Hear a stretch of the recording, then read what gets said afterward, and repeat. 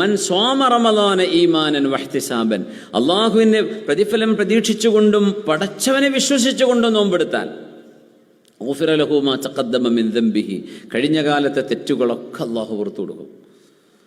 ആലോചിച്ച്, കഴിഞ്ഞ കാലത്തെ തെറ്റുകളൊക്കെ പുറത്ത്, നമ്മൾക്ക് പോലും ഓർമ്മ ഉണ്ടാവില്ല ഏതൊക്കെ തെറ്റാ നമ്മൾ ചെയ്തിട്ടുണ്ടാവുക.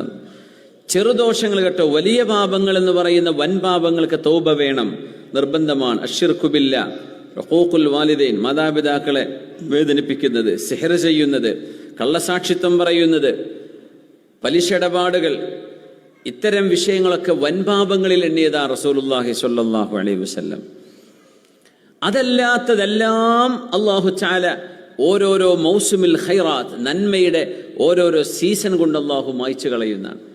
മൻ ഖാമ ലൈലത്തുൽ ഖദ്രി ഈമാനൻ വഹ്തിസാബൻ, മൻ ഖാമ റമളാന ഈമാനൻ വഹ്തിസാബൻ, മൻ സ്വാമ റമളാന ഈമാനൻ വഹ്തിസാബൻ. നോമ്പെടുക്കുമ്പോൾ പറഞ്ഞു ലൈലത്തുൽ ഖദ്റിന്റെ പ്രത്യേക ആ രാവിലെ പ്രാർത്ഥന, അത് ഇൻഷാ അല്ലാഹ് തസ്ബീഹ് നിസ്കാരങ്ങൾ ഉണ്ടാവും, ഖുർആൻ പാരായണങ്ങൾ ഉണ്ടാവും, ദുആ ഉണ്ടാകും.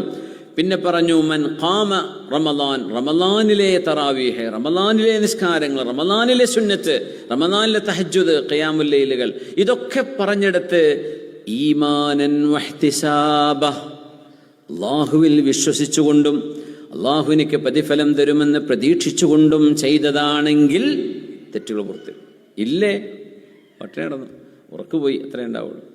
ഈമാൻ വഹ്തിസാബൻ,